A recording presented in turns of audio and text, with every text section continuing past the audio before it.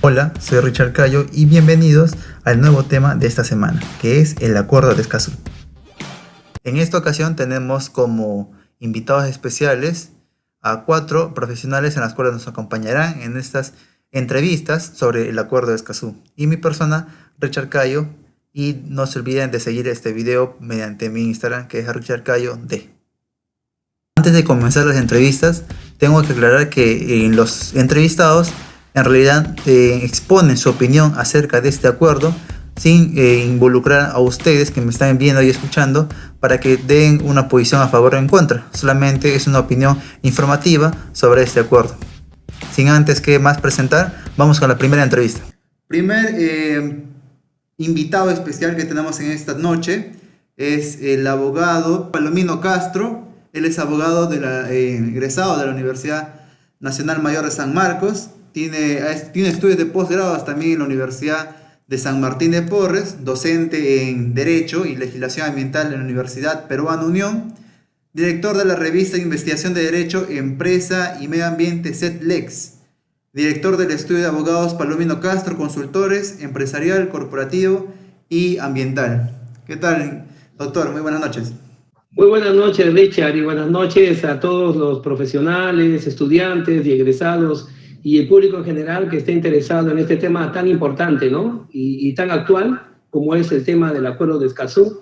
Y bueno, y agradecerte también a ti la invitación y felicitarte por esa actitud de poder lograr a través de estos medios poder conversar un poco del tema. Yo quisiera, antes de las preguntas, hacer un pequeño recuento, ¿no?, de lo que es el Acuerdo de Escazú, cuáles son sus objetivos y qué importancia tiene para esta parte del mundo, ¿no? En primer lugar, pues, el Acuerdo de Escazú, podríamos decirlo de esta manera, es el desarrollo del principio número 10 de la Río, llamada también Cumbre de la Tierra. Los que estamos en estos temas, para nosotros el principio número 10 o cláusula número 10 de la Cumbre de la Tierra es muy importante porque tiene que ver con el derecho, con un derecho muy importante en toda la población, que es el derecho a la información, a estar informados, y aunado a ello, el derecho a la participación. Obviamente, tenemos que reconocer que a nivel mundial no nos pudimos poner de acuerdo en este aspecto, por lo que las discusiones han sido derivadas a nivel regional. Algunos incluso, el hecho de que se converse en este tema a nivel regional, para muchos ya es algo criticable, ¿no? Porque hay sectores que consideran que cuando tocamos el tema de la información, del derecho a la información y a la participación, entonces estamos tocando un tema que debería ser un acuerdo global. Pero lo cierto es que globalmente no se ha podido poner de acuerdo y por eso surge la posibilidad de conversarlo regionalmente.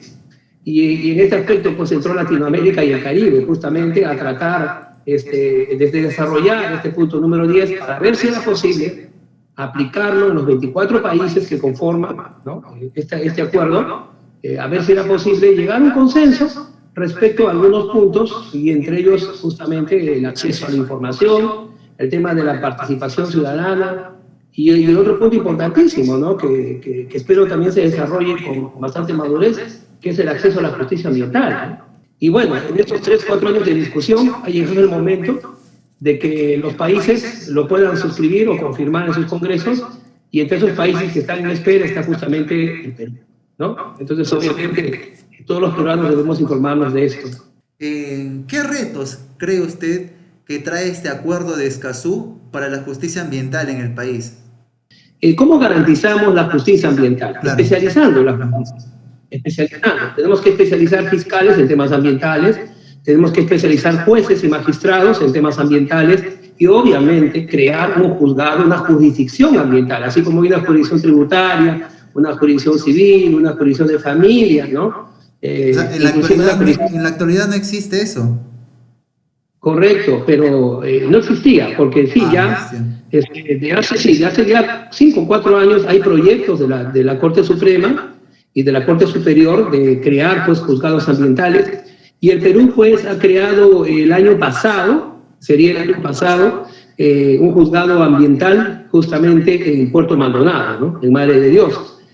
Recuerdo que el presidente de la Corte de aquel tiempo, creo que era el doctor Rubén Rodríguez, no recuerdo, Él dijo en su inauguración, él dijo claramente, ¿no?, que estamos empezando, creando el juzgado del medio ambiente aquí en Puerto Maldonado, porque obviamente, en este caso, la certificación de los bosques, ¿no?, la tala de los bosques para hacer la explotación del oro, ¿no?, del oro de las mineras clandestinas, ¿no?, o ilegales, como se llama.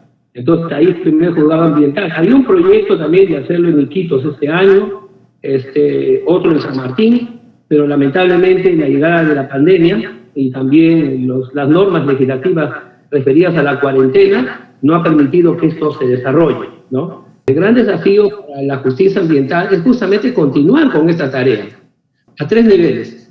La primera, la creación de juzgados de medio ambiente. No necesariamente en todas las regiones, sino en las regiones, para empezar, en las regiones más golpeadas por el tema del medio ambiente, ¿no? En segundo lugar, la especialización de los jueces y magistrados. Jueces que se especialicen ya desde las aulas universitarias, lo cual implica un cambio de la cátedra, ¿no? El derecho ambiental y los procesos medioambientales deben estar presentes en la cátedra de la formación, no solamente de los ingenieros ambientales, sino en la formación de los abogados, ¿no?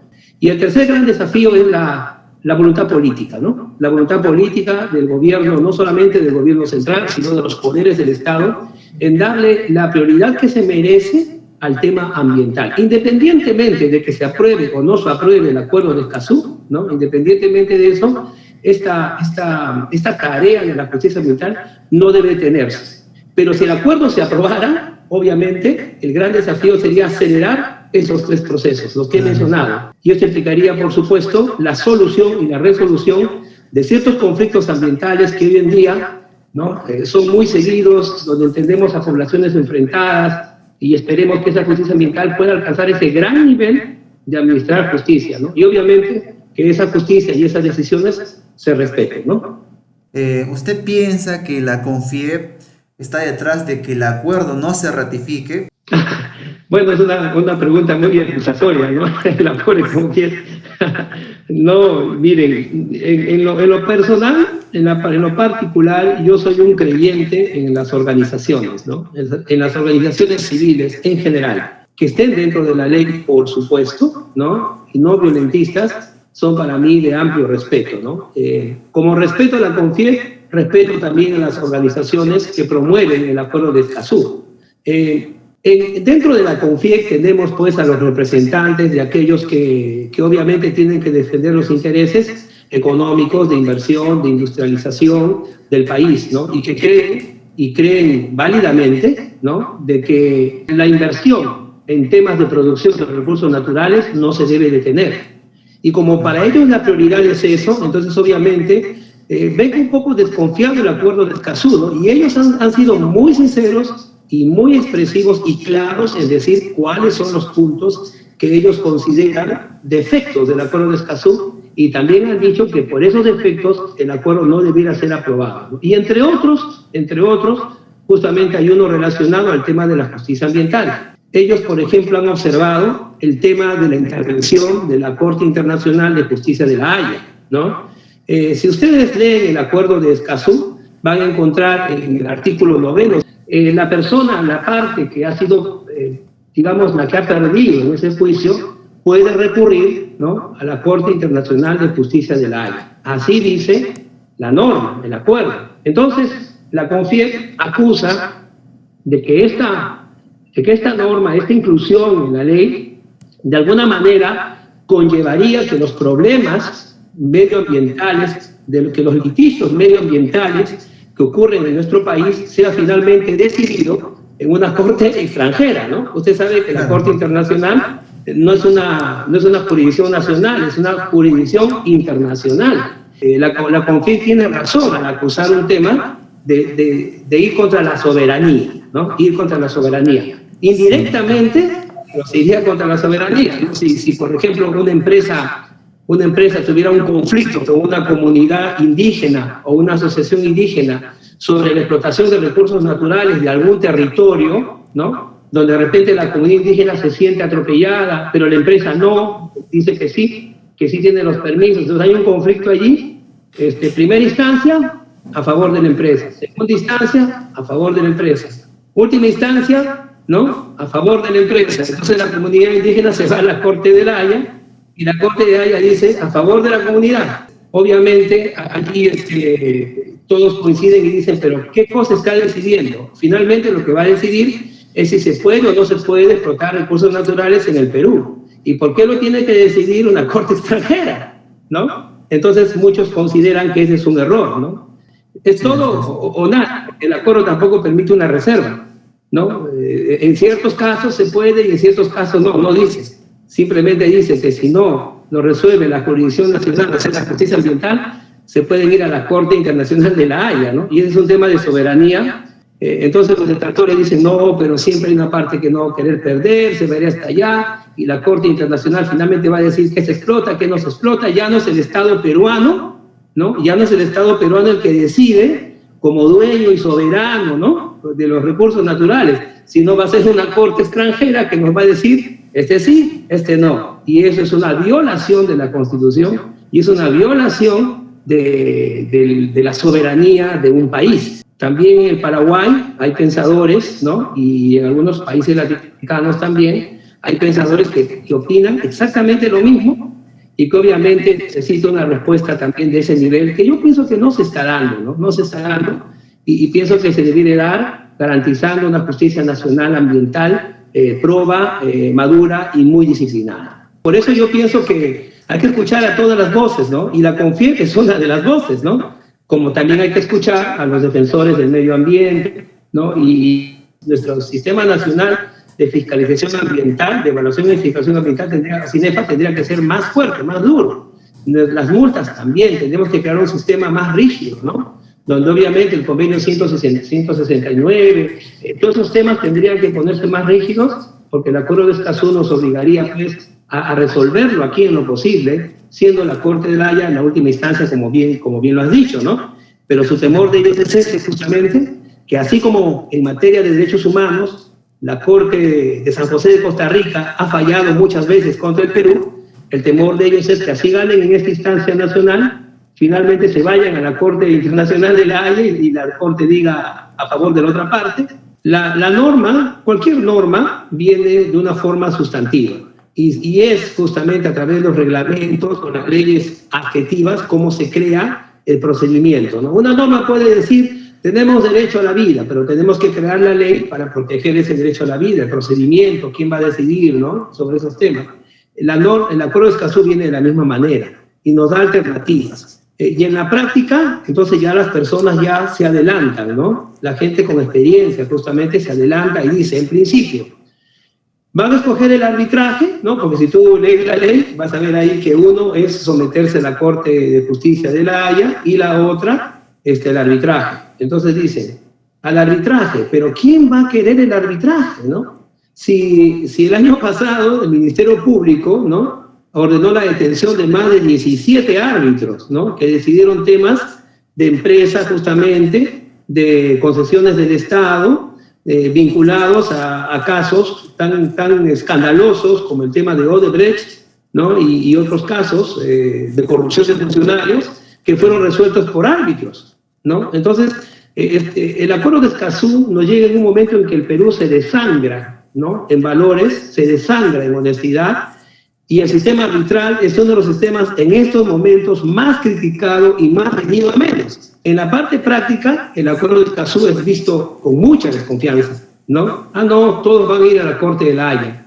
Pero no, aquí dice que se va a resolver también por la justicia ambiental y por las negociaciones. No van a negociar, dice, ¿no? Y muchas autoridades, ¿no?, de nivel de cancilleres, que en sus comentarios dicen, no, lo que está fomentando el Acuerdo de Escazú es que haya más baguazos, más moqueguazos, ¿no?, y más violencia, porque no se van a poner de acuerdo. Y aunque no se apruebe el Acuerdo de Escazú, pensamos que el compromiso ambiental del Perú tiene que seguir ese derrotero, ¿no?, ese mismo derrotero que el acuerdo nos está señalando.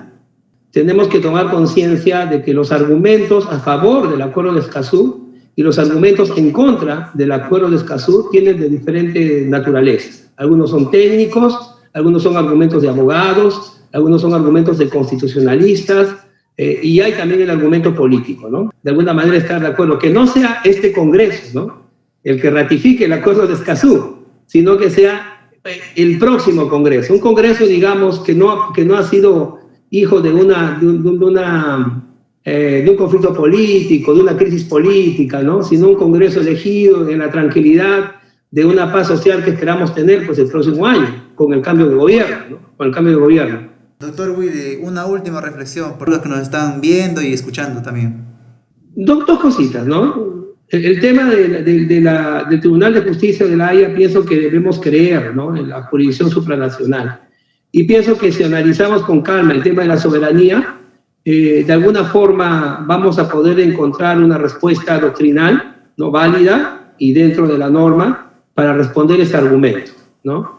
Y la reflexión final que quiero hacer es justamente el tema de la información, ¿no? Y yo, la verdad, he escuchado en muchos lugares cómo la gente comenta acerca del acuerdo de Escazú, y muchas de esas personas no han leído el acuerdo de Escazú, Sí, ¿no? es bastante desinformación que hay. Yo quiero aprovechar, sí, exacto, mi querido Richard, yo quiero aprovechar esta oportunidad para hacer un llamado, ¿no? Así, pero un llamado, invocación medio religioso, sin ser yo cura o sacerdote, ¿no? Un llamado al corazón a todos los ciudadanos, especialmente a aquellos que están involucrados en el acuerdo de Escazú, y luego a interpretar el acuerdo de Escazú y de esa manera tomar una posición personal para que el Estado peruano ratifique o no ratifique el acuerdo de Escazú. Pero sí pienso que se debe tomar una decisión y que la mejor decisión es aquella que se piensa, es aquella que se razona, es aquella que pasa por un proceso de reflexión.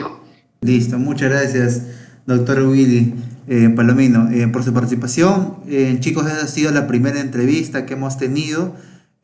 Vamos a continuar con las demás también y nos vamos a la segunda entrevista. ¿Qué tal? Muy buenas tardes. Estamos aquí con la segunda entrevista de este blog de asuntos ambientales. En esta oportunidad nos acompaña el doctor Pierre Foy Valencia, el cual es especialista en materia ambiental, abogado por la Pontificia Universidad Católica del Perú, doctor en Derecho, magíster en Derecho Ambiental, docente, investigador, coordinador del área de Derecho y Gestión Ambiental de la Corporation Baker Tilly Perú y miembro de la Comisión de Derecho Ambiental de la UNICN. Así que, ¿qué tal? Muy buenas tardes, doctor. Buenas tardes, con todo gusto de estar a su disposición. Y bien, quedo a las preguntas y a las cuestiones que quisieran que les pueda apoyar, ¿no?, o absolver. Sí, nos estaba comentando sobre un trabajo que estaba realizando usted. Se llama Lo bueno, lo malo y lo feo del Acuerdo de Escazú, falsa urgencia y agenda delivery. Quería que podamos ahondar en ese aspecto de ese artículo que usted ha estado trabajando. Ya, correcto, con mucho gusto, ¿no? Bueno, es un trabajo independiente, que mi tiempo es disponible, porque a mí nadie me sustenta estas cosas. Lo estoy elaborando ya hace unos 2 meses y medio, y espero terminarlo ya esta semana y hacerlo circular por las redes, ¿no? Y también va acompañado de una versión simple, tipo periodística, ¿no? O como uno dice, para dummies, ¿no? Para que se entienda más fácil. Bueno, entonces, ¿qué significa este trabajo? Este trabajo significa que trata de quebrar estas posturas, ¿no?, extremas que estamos advirtiendo, ¿no? Porque quienes defienden el acuerdo lo ven pues inmaculado, o sea, no tiene nada de malo, lo malo son quienes no están de acuerdo con eso, ¿no? Y del otro lado también, que no le encuentran nada bueno. Entonces, como para uno hay lo bueno y lo malo, y yo también le encuentro la cosa fea, ¿no? Para procesar este acuerdo, y podría decir lo siguiente, ¿no? La gran cantidad de componentes y de contenidos que están en este acuerdo, que también equivale a un convenio, tratado, el término es el mismo, no solo que está circunscrito para la región de América Latina y el Caribe, y tiene como eje pues conocer en este mecanismo legal derechos llamados de acceso ciudadano en materia ambiental, ¿no? Estos derechos de acceso ciudadano son la participación, la información y la justicia en perspectiva ambiental, ¿no?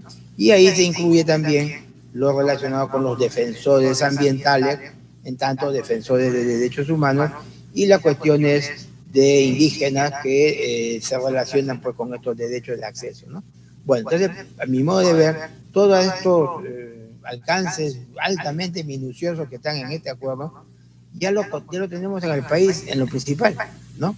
En lo principal, lo tenemos en todo lo que se denomina la legislación infraconstitucional. O sea, debajo de los mandatos constitucionales tenemos ya de todo, ¿ya? Para Claro. información, participación, en fin. Entonces, preexiste, ¿no? Entonces, la pregunta es, si ya preexiste, ¿cuál es el objetivo, ¿no? Y la palabrita que se emplea es, fíjense, reforzar, fortalecer, dar señales, ¿no? De buenas prácticas, etcétera, ¿no? Esas son palabritas pues, que tranquilamente podrían estar en un proyecto, ¿no? De financiamiento de una ONG que quiere hacer una tarea, un observatorio, ¿no? Ya, pero esas palabritas no expresan mayormente algo relevante, ¿no? ¿Por qué? Porque ya tenemos todo eso. Puede ser canalizado en última instancia como elementos de atentado o afectación a derechos, ¿no? Al ambiente, ¿no? Y por las vías correspondientes podría llegar también a ser discutible como atentado contra el derecho ambiental, como derecho humano, Tribunal Constitucional, inclusive a la Corte Interamericana, ¿ya? O sea que en ese sentido las vías ya persisten. Los que están en contra ponen como un cuco que va a ir a la Corte. Así no esté el acuerdo, también podrían ir, ¿no? Entonces ese no es el problema. Cuando me refiero a lo bueno del acuerdo es un poco la carátula, es decir, hay una serie de alcances que son totalmente normales en muchos convenios, ¿no? Por ejemplo, que se acepta la soberanía, que no hay reservas, que nunca los convenios ambientales tienen reservas, ¿no? Y entonces uno lo ve más o menos el suelo parejo, ¿no? Eso es lo bueno, aparentemente, ¿no? Lo malo es cuando uno ya empieza a precisar algunas derivaciones que pueden tener determinados alcances textuales, ¿no? Pero repito, en su mayoría ya todos están prácticamente preexistentes. Entonces, ¿dónde está lo feo? Lo feo está en que un sistema jurídico y una norma no se puede ver solamente de manera lineal, ya, porque yo estoy viendo por la web que agarran así el texto, a ver, muéstrame dónde está el artículo que perverso, ¿no? Y en realidad no es tan exacto que hayan artículos perversos, salvo algunos, pero grosso modo, digamos, una normalidad se podría aceptar, ¿no? Pero ¿qué cosa sucede? La realidad es distinta, ¿no? ¿Dónde va a operar ese acuerdo? ¿Cómo va a operar ese acuerdo, ¿no? Y como estamos hablando de derechos humanos y se conecta con cuestión indígena y ambiental, entonces hay toda una especie de cóctel ahí que se fusiona, ¿no? Y se articula desde el punto de vista del activismo, ¿no? Del activismo judicial, administrativo, ¿no? Activismo que es usado como un disfraz muchas veces para fines políticos e ideológicos, ¿no? Pero eso no basta, porque hay de los otros grupos que están a la espera, están como esperando a la salida, a qué hora sale Escazú, ¿no? Para empezar ahí a activar prácticamente. Yo escucho una especie de tambores de guerra que están esperando a que hora sale Escazú, ¿no? Claro, esto no es un comentario jurídico, es un comentario político, pero una norma donde va a estar operando, ¿no? Un contexto político. Entonces, esa realidad en donde circula la práctica de los derechos humanos, esa realidad es la que va a condicionar aquello que aparentemente tiene de bueno para que se transforme, pues, finalmente en algo malo que presiona al Estado, que lo hackee y que eso tenga incidencias, ¿no? Sobre las posibilidades de llevar a cabo actividades sostenibles, porque la actividad sostenible implica no solamente defender el ambiente, no solamente defender las cuestiones sociales, sino también garantizar que se pueda generar producción. Sin producción tampoco se puede llevar a cabo las cosas, ¿no? Y que, si bien es cierto, la soberanía está a salvaguarda, pero por otro lado, haciendo acciones, ¿no? Que llegan a la Corte Interamericana, qué sé yo, podrían darse decisiones que digan, un momentito, con este espacio determinado, no necesariamente la Amazonía, pero podría ser también, hay que hacer tal cosa, porque así lo decidió la Corte Interamericana interpretando, ¿ya? Y la lógica interpretativa de la Corte Interamericana inclusive lleva a invocar una serie de herramientas que ni siquiera son parte de nuestro sistema legal, ¿no? De repente te mencionan un convenio internacional de la África, lo que sea. Todo vale para construir su propia lectura, ¿no? Y eso se convierte en obligatorio para el país, ¿no? Entonces, todo empieza bonito, se pone, ¿no? Un poquito malo y al final termina en feo. Por ejemplo, ¿ya? En todos los convenios internacionales y en derechos humanos y ambiental, ¿no? Se habla bastante de la cooperación, lo cual es sumamente importante, la cooperación. En perspectiva ambiental, ya en la Declaración de Estocolmo, que no es una ley internacional, pero es un elemento que da orientación, etcétera, y que inspira normas, se le da el peso pues importante a la cooperación, ¿no? Entonces, hay algunos que han dicho pues que no se puede implementar el acuerdo porque tiene muchas exigencias y van a faltar recursos, ¿no? Y entonces invocan el principio de realidad.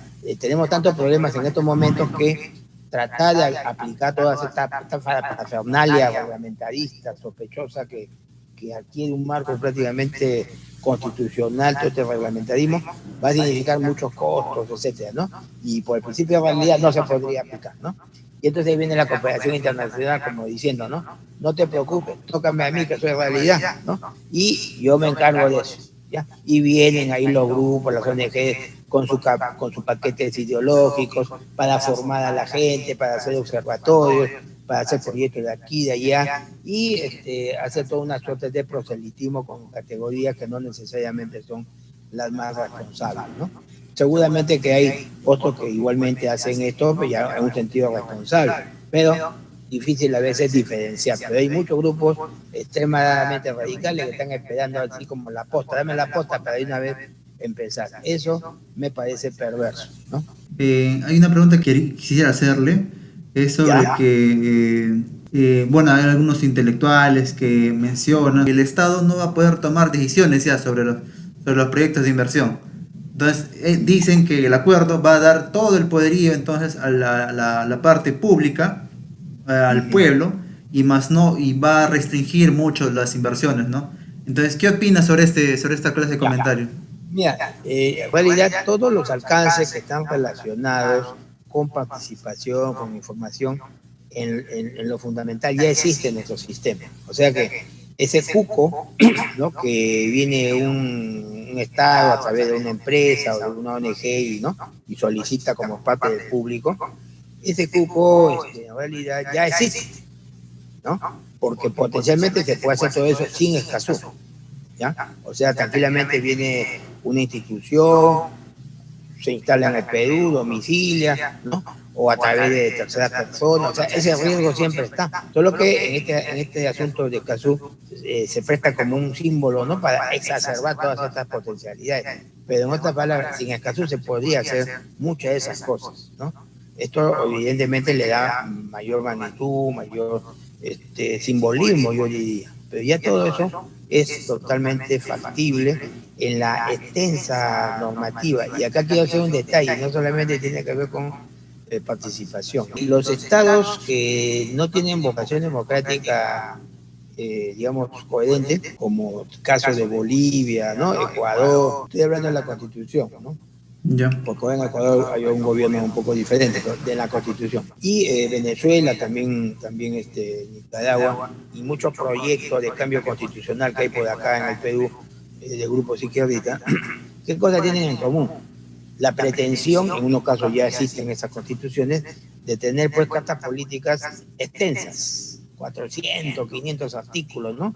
En donde yo le llamo constituciones al fondo hay sitio, ¿no? Lo que pasa es el siguiente, es decir, te meten un nivel de detalle y de precisión que es algo totalmente pavoroso y no es concebible para una fórmula constitucional racional. Lo racional es que estén las ideas básicas, ¿no?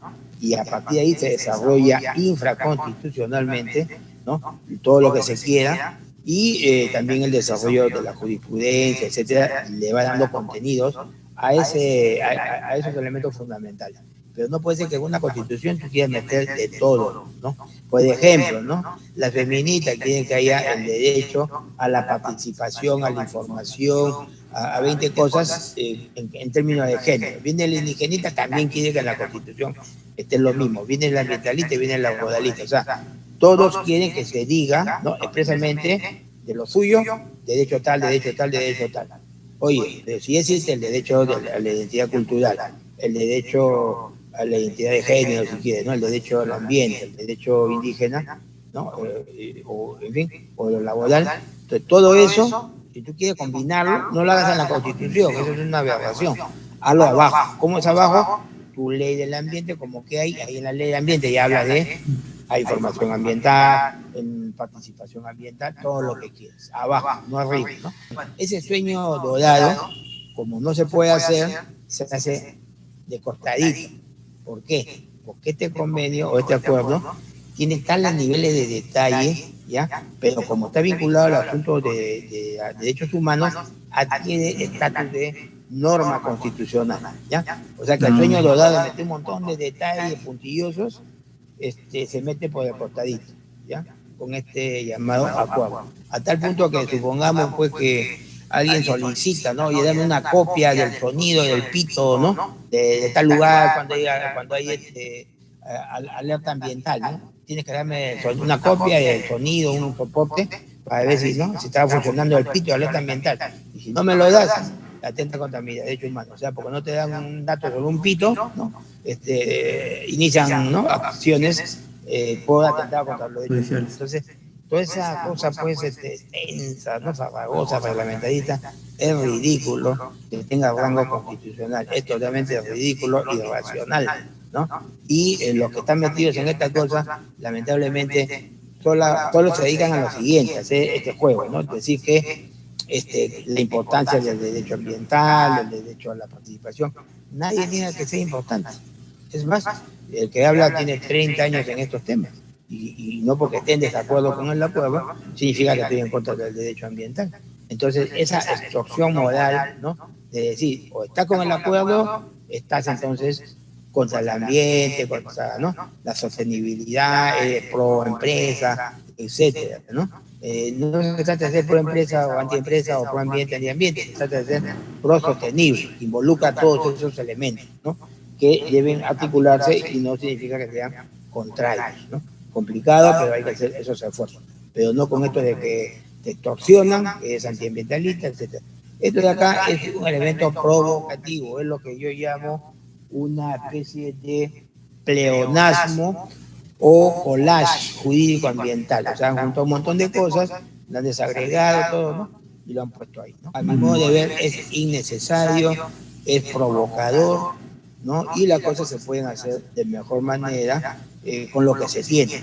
Hay cuestión ya de hacerlo las cosas correctamente y no meter este muñeco tipo caballo de Troya, ¿no? En donde después se van a disparar un montón de prácticas que tendríamos que lamentarlo, ¿no? Y no quisiéramos, ¿no? ¿Usted cree que es el tiempo adecuado ahora de ratificar ese acuerdo o podría ser, claro, más adelante? La derivación del título de mi trabajo, ¿no? Falsas urgencias, ¿no? Lo quieren articular con el COVID, porque si no firma de acuerdo, ¿no? Pucha, que el COVID no, va a avanzar, ¿no? Como también salió el otro día que murieron 3 personas en este asunto de Britania, y entonces salió en un periódico, pues, no sé llamar el periódico, bueno, La República, dice, ¿ves? Murieron porque no se firmó el acuerdo. No friegue. Ya la culpa, ¿no? No friegue, ¿no? Entonces yo creo que eso son, pues, excesos, ¿no? Falsas urgencias, ¿no? No es necesario, eso se puede hacer ya con lo preexistente, ¿no? Entonces, inclusive se ponen fechas aparentes que tienen que ser antes del 26 de septiembre. No, mira, hay convenios que se firman cuando uno quiere, ¿no? O sea, si se pone en vigencia, pues reúne el quórum y el Perú, si considera que debe hacerlo más adelante, lo puede hacer. No se cayó el mundo si no lo hizo, ¿ya? O sea que se puede adherir, eso es una práctica común. Es más, el presidente o el ejecutivo podría retirar la firma y se acabó la discusión, ¿no? No me cae bien el presidente, pero como cuestión de política de Estado, él podría retirar para evitar este tipo de problemas, ¿no? De discusión. En realidad ahorita la decisión la tiene pues el Congreso, ¿no? Yo no veo que sea una cuestión de urgencia. Lo que sí veo, y algo de que entrever, es que hay mucha gente que está interesada en que esto salga allá, parecía que tiene, ¿no?, bajo el brazo sus proyectitos, ¿no?, para hacer un entubamiento dentro del Estado y, bueno, hacer capacitaciones, que no te preocupes, nosotros tenemos los recursos, ¿no? Te montamos una oficina aquí, allá, en Madre de Dios, observatorio, todo bien bonito, no te preocupes, acá tenemos nuestra gentita, ¿no? Entonces, esas cosas me parecen pues ya instrumentalización, que no es la primera vez, porque ya hay ¿no? Antecedencias, ¿no? De cómo se trata de formar a veces a los jueces bajo ciertos criterios correctistas. Lo mismo pasa en la educación, ¿no? Etcétera. Así que no nos hagamos los suecos, ya, porque esto puede traer otras derivaciones y no hay apuro. No se va a caer el mundo ni se va a acabar el COVID si firmamos el caso, ¿ya? Yo creo que se pueden seguir muchos derroteros de anticipación, de defensa, sin la extorsión de ese documento. Doctor, a ver, otra consulta es sobre si es que hay un error o algo que mejorar en este acuerdo. Así como está, hay dos cosas, ¿no? No corresponde a una norma con rango constitucional tener tantos niveles de detalles. Alguien me diría, sí, pero el convenio 169 sí lo tiene, pero bueno, es un convenio a nivel mundial, ¿no? Un tema innovador que es la cuestión indígena. Pero esto del derecho de acceso en sí mismo es parte del derecho al ambiente, entonces no es algo innovador. Tú no vas a estar haciendo convenios regionales para cada tipo de derecho, ¿no? Es un exceso, ¿no? Y repito, como tiene rango constitucional, entonces ya es como si fuese que se amplía la Constitución con un montón de, ¿no?, de filigranas y detalles. Así como está, si hubiéramos ciudadanos coherentes, no tendría ningún peligro. Lo suscribo así, a ojos cerrados, ¿ya? Y no habría ningún problema. Pero ¿qué pasa? Ese es un supuesto, un idealismo, ¿no? La realidad está más combustionada de lo que estamos viendo. Entonces, tú le pones, es como si tienes un cuchillo te puede salvar la vida, ¿no? O te la puede destruir, ¿no es cierto? ¿Ya? Entonces, esto está hecho para tener, digamos, una herramienta. Por eso hay una serie de trampositos dialécticos, ¿no? Que dicen, acá está la norma, ¿y dónde están los malos? No, lo malo no está ahí, no está lo feo, está la vueltita nomás. Está la vueltita, o vale una mirada oblicua, una mirada, ¿no?, integrativa, y ahí empiezan a salir las cosas feas, ¿no? Doctor, quisiera hacerlo algo para cerrar, una reflexión o una opinión propia de usted sobre este tema. Que no necesitamos ese instrumento, ¿no?, que nos ata y se convierte en un símbolo provocativo, ¿no? Y con consecuencias e incidencias que tienen que ver con desestabilidad. Y por supuesto también, yo no estoy de acuerdo con algunos grupos también un poco extremos que afirman cosas que no son. ¿Ya? Por ejemplo, hay grupos que afirman que el convenio no permite reservas. Ningún convenio en derecho en temas ambientales, ¿no?, admite reservas, así que no puedes decir por qué no admite, porque nunca lo han hecho, ¿ya? Y tú ves, hay gente muy seria que conoce, que con toda indignidad dice, pero un convenio pues siempre te da la oportunidad de que tú digas esto no, esto sí, mentira. Y ambiental, mentira, ¿no? ¿Ya? Así que ese es el tema. Entonces están, es más, hacen el harakiri, ¿no?, diciendo esas cosas porque le dan pie a los que están a favor del acuerdo, como diciendo, ¿ves? Ellos están hablando de mentira. Otro que no es soberanía, sí, tú lo lees el texto, dice que sí es soberanía, ¿no? Pero como los que están en contra dicen que no hay, uno lee el texto y ya ves, mentiroso. O sea, le hacen el juego.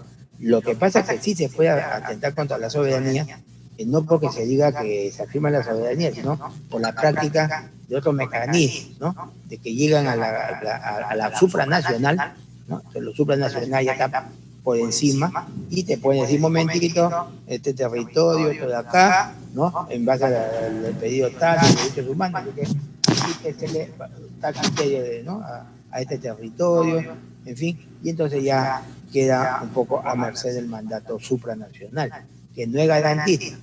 Solamente un ejemplo, ¿ya? Y no es que no sea marcatista, nada. En un fallo constitucional, pero un fallo de la Corte Interamericana, se hizo una analogía, una similitud, ¿no?, a una terrorista con Juana de Arco, ¿no? Se da por el fuego, supongo. Ese por el fuego, ¿no? Entonces, a ese nivel, ¿no?, de fervores ideológicos, entubados en la Corte Interamericana, con algunas honrosas excepciones, eso no es un elemento garantista. Yo me someto, ¿no?, a quienes quisieran discutir cualitativa y no cuantitativamente, a debatir con ellos. Muchas gracias por su participación, más bien, y gracias por aceptar la invitación. Un gran abrazo, mi buen alumno. Exalumno. Muchas gracias, doctor. Como tercera entrevista tenemos al ingeniero Gianfranco Bardales Ruiz. Él es especialista en sistemas de información geográfico y teledetección, ingeniero ambiental de la Universidad Nacional de Ucayali, docente con especialización en sistemas de información geográfico, encargado de la unidad de monitoreo georreferencial satelital del delito ambiental de Ucayali. Muchas gracias, Gianfranco, por aceptar nuestra invitación. Muy bien, buenas noches, señor Richard. Sí, te agradezco la invitación, porque entiendo que vamos a tocar quizás un tema importante, que es el acuerdo de Escazú. Principalmente es la Amazonía, ¿no?, quien se encuentra en este embrollo por las pros y los contras que pueda haber. A eso va mi primera pregunta, ¿no? Como persona que estás allá en Pucallpa, ¿cómo debería tomar justamente este acuerdo la Amazonía peruana, la Amazonía de nuestro país? Tomando en cuenta, que la Amazonía compone casi el 53% del territorio nacional, la controversia por este tema viene en que los que están en contra dicen que se va a perder la soberanía de la Amazonía, y los que están a favor del acuerdo de Escazú dicen todo lo contrario, que se va a reiterar la soberanía sobre el Perú. Sin embargo, muchos gobiernos regionales, caso Loreto, caso gobierno regional de Ucayali, puede que hayan tomado esto para estar en contra, porque si bien es cierto, mencionan que existe por ahí quizás intereses internacionales para que puedan tomar nuestra Amazonía, es decir, serían factores transnacionales todos los que tomarían soberanía de nuestros votos. Y por una parte no estoy muy de acuerdo. La Amazonía lo que debía de hacer desde mi perspectiva es que se debía retomar el acuerdo de Escazú, porque recordemos que también ya se había firmado una vez en el 2018 y ahorita estamos a la espera de la reiteración, que es ahorita, y muchos están en contra, se ha pedido que el Congreso de la República no lo apruebe. Entonces la Amazonía sí debería retomar el acuerdo de Escazú. Por un punto importante, porque actualmente ya se está promoviendo la defensa justamente de eso, los defensores del bosque, ¿no? Es una ayuda a que se tenga un derecho humano ambiental, porque el año pasado, si bien deben recordar, ha habido muchísimos casos de que han muerto activistas defensores del bosque, desde indígenas, activistas que aman el bosque, que están cuidándolo, luchando quizás contra los temas de lotes petroleros que afectan la Amazonía, la minería ilegal, talas de bosques, entre muchos otros. ¿Se debía aprobar? Sí. ¿Se debía reiterar? Perdón, sí. Y ese es mi punto de vista, ¿no? La Amazonía sí debería haberlo, pero ya actualmente también existe un informe técnico de la sociedad mancomunada, donde piden al Congreso que no se reitere. Y en este Congreso, en esta firma o esta opinión técnica, pues aparece el nombre de nuestro gobernador regional y el gobernador regional de Loreto. ¿Cuál crees que ha sido la posición de los gobernadores regionales al poder firmar esta división que me acabas de mencionar? A ver, la comunidad mancomunada regional amazónica, así se llama, ¿ya? Todas las políticas públicas regionales los vienen trabajando, ya sea relacionado a mitigación de cambio climático, por lucha contra la deforestación, protección de la biodiversidad, y se cree o tienen la creencia que al aprobarse el acuerdo de Escazú ya no pueden impulsar estas políticas públicas, porque tendrían que depender de organismos internacionales. Pero eso es erróneo, como ya se explicó. Lo que se hace es reiterar nuestra soberanía sobre nuestros bosques. Y además el acuerdo de Escazú también, netamente a un ámbito amazónico, lo que hace es mejorar nuestra legislación ambiental. Está desarrollada, tiene muchas leyes, pero no se le está dando los enfoques correctos o correspondientes. El gobierno regional, en una entrevista en julio de este año, o el gobernador regional, dijo claramente que el acuerdo de Escazú generaría una serie de impactos negativos a todos los proyectos públicos que se vienen trabajando a favor netamente de la región Ucayali. Y este acuerdo se mejora en gran cantidad el tema del derecho ambiental. ¿Por qué? Porque te estás dando ya mayores facilidades a la legislación ambiental actual de poder expandirse y tomar otros puntos que quizás no se estaban tomando, o de apresurar procesos que antiguamente que se están durmiendo, procesos largos, por ejemplo, deforestaciones grandes, más grandes que la ciudad de Ucayali, expedientes que duermen por mucho tiempo ahí porque no hay el correcto seguimiento a esas investigaciones, o por quizás por factores externos, de personas que no desean que estas investigaciones continúen porque puede haber por ahí malos funcionarios o temas de corrupción posiblemente. La Fiscalía viene trabajando o recibe ciertas donaciones por parte de cooperativas internacionales. Una de ellas es Conservación ACA, Conservación Amazónica ACA. Ellos están a favor del Acuerdo de Escazú, y a pesar de que se viene haciendo estas donaciones para mejorar la infraestructura de la Fiscalía, hay mucho trabajo por hacer. Con el Acuerdo de Escazú, todos estos limitantes que tenemos se pueden desligar y puede tener una mejor resolución de conflictos en temas ambientales y por temas de denuncias ambientales que trabajamos en la Fiscalía. Uno de los conflictos que ayudaría el acuerdo de Escazú, algunos dicen que sí, algunos que no, es sobre el conflicto de la hidrovía amazónica. A las personas que nos están viendo, quisiera que nos menciones de qué se trata este proyecto que está sucediendo en la Amazonía de nuestro Perú. A ver, la hidrovía es un proyecto que pretende unir en una línea fluvial o bordear todo lo que es a partir del río Amazonas, unirnos junto con la ciudad de Brasil o por el río que conecta hacia Brasil. Pero el detalle en este tema es que no se ha trabajado las afectaciones por las construcciones de las dragas. No, entonces muchos pueblos se han levantado o han dado una opinión negativa porque no ha habido participación ciudadana. El tema de la participación ciudadana es un punto clave también del Acuerdo de Escazú, porque se viene a mejorar este tema de la participación ciudadana. Como te comentaba, en Ucayali hubo un rechazo por todos los expertos que puedan haber en general de este tema. Sin embargo, la polémica sobre la hidrovía se paralizó por este tema actual de la pandemia y a la par nace el tema del Acuerdo de Escazú. Otra polémica en temática ambiental. Entonces, ¿existe una relación entre esto? Sí, porque tenemos que mejorar drásticamente la participación ciudadana y también el manejo comunitario, que es otro punto que no se está dando un enfoque correcto actualmente. Los únicos que hacen un manejo comunitario correcto por intereses propios son las empresas de hidrocarburos en Ucayali. Claro, como mencionaste, ¿no? Este proyecto aún está paralizado y falta, ¿no? En este caso la buena comunicación y la participación ciudadana más que todo de los pueblos indígenas, ¿no? En las cuales se va a trabajar van a trabajar todo en el río Ucayali, y me imagino que no se les está informando, ¿no? Lo suficiente o lo necesario como para que estén al tanto de este proyecto. Claro, y tampoco hay un estudio especializado en el tema del movimiento de los peces. ¿A dónde se va a mover gran cantidad de masa de peces cuando se construyen las dragas o se empiecen a hacer las interrupciones al río?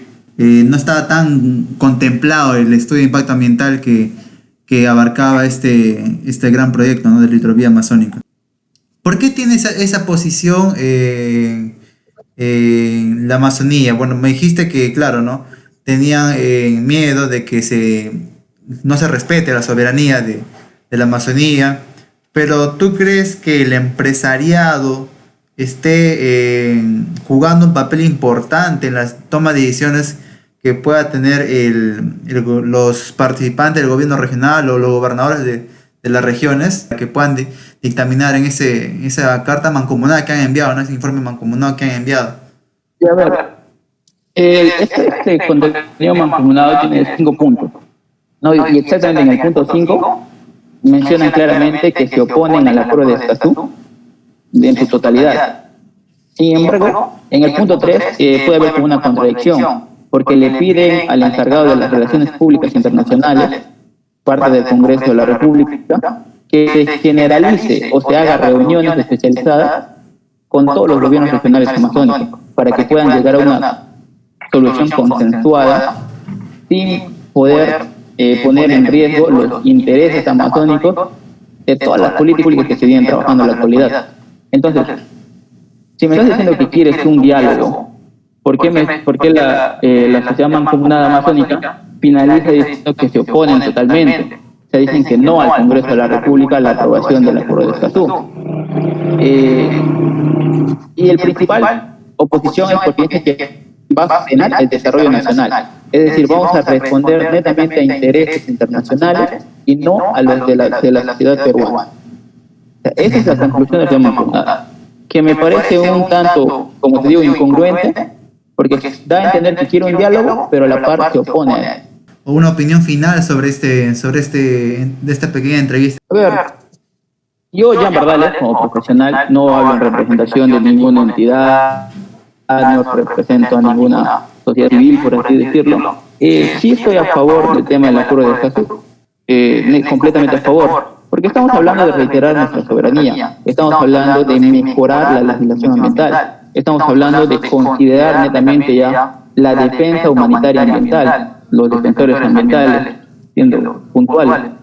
Y estamos también hablando de mejorar el ritmo que lleva la política o el tema burocrático. Ya no tener grandes plazos de tiempo para resolver temas ambientales o temas que tengan que ver con daños al sector ambiental, daños a nuestros hermanos indígenas, entre otros. Y si en caso el Perú no aceptara, pues que trabajemos ya en mejorar los tiempos de procesos de la parte legal, porque no es justo que procesos lleven 4 o 5 años para que al final se archiven o para que al final se dé una libertad porque hubo ahí intereses de por medio, entre otros. Gracias por tu participación. Esperamos vernos pronto también. Y listo, pasamos a la siguiente entrevista.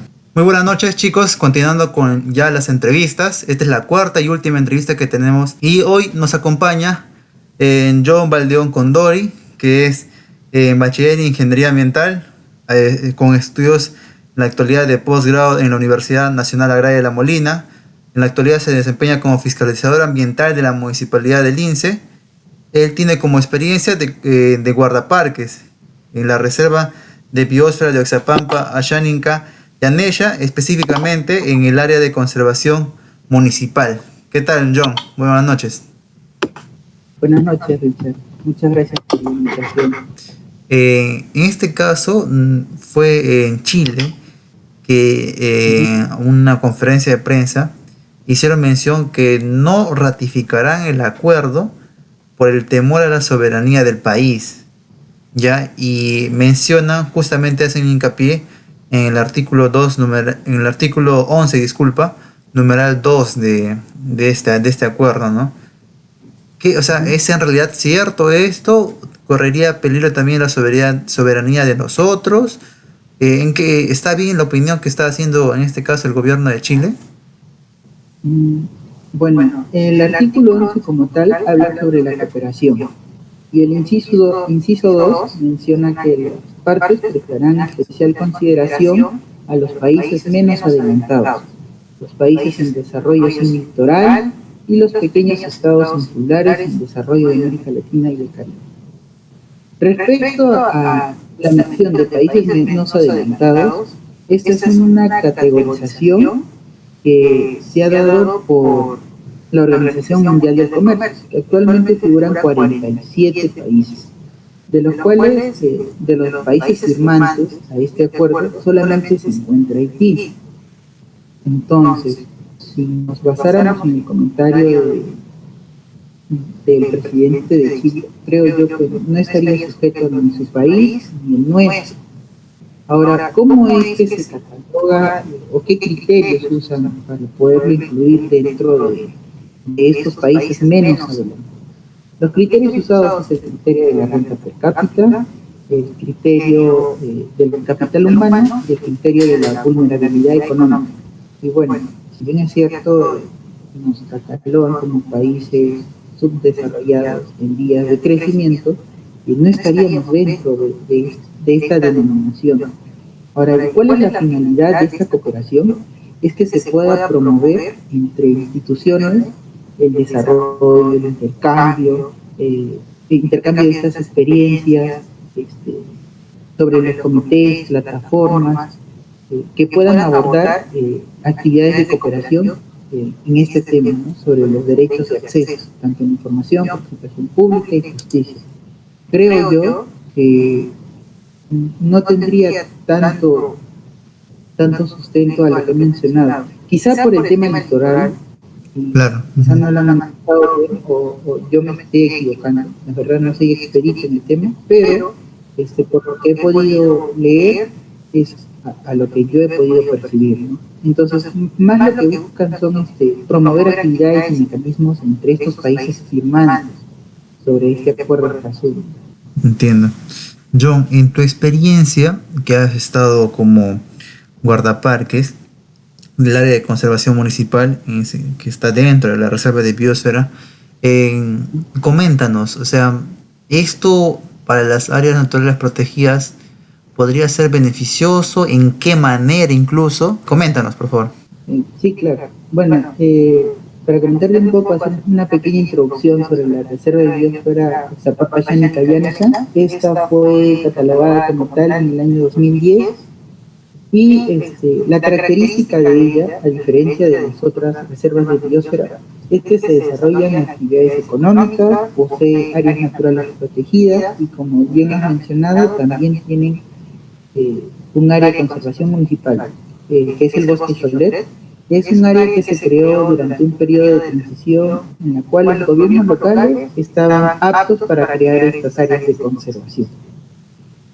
Si bien es cierto, mi experiencia como guardabosque, he tenido contacto con esta comunidad nativa indígena y las cuales tenían cierto interés en participar dentro de la mesa técnica porque querían preservar sus tierras. La problemática del bosque Cholet era que estas tierras se encontraban superpuestas, en las cuales tenían concesiones madereras, había una comunidad nativa, había una comunidad indígena, estaba superpuesta también por cantes de terreno. Entonces, toda esta problemática hizo que el área de conservación municipal Bosque Cholet no pueda migrar a ser un área de conservación regional o un área de conservación privada, como lo han hecho en otras áreas de conservación municipal. Entonces, en una de estas actividades pude percibir que había cierto reclamo de esta comunidad nativa. Ellos querían que sus tierras no se toquen porque querían desarrollar sus actividades propias, porque muchos de ellos se basan a la actividad del día a día para generar sus propios alimentos, ¿no? Entonces, ellos no querían que se toque incluso estas áreas, pero al final cambiaron de idea.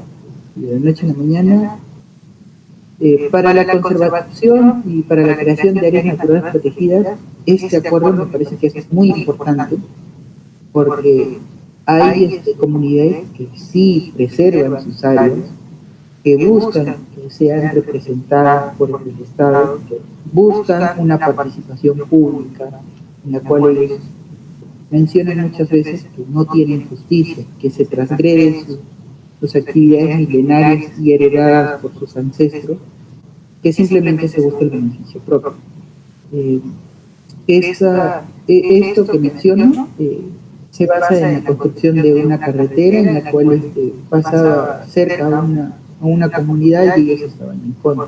Bueno, es a lo que podría mencionar respecto a lo que es áreas naturales protegidas. Respecto a si este acuerdo sería beneficioso o no. Esta fue la cuarta y última entrevista, que en este caso fue John Baldió, que nos estuvo acompañando.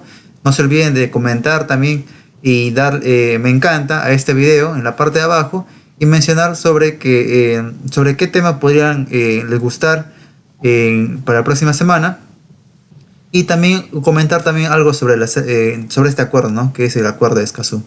Muchas gracias, John, por tu participación. Gracias, Richard, a ti por la invitación. Espero que más personas busquen interesarse sobre este acuerdo de Escazú y más temas ambientales.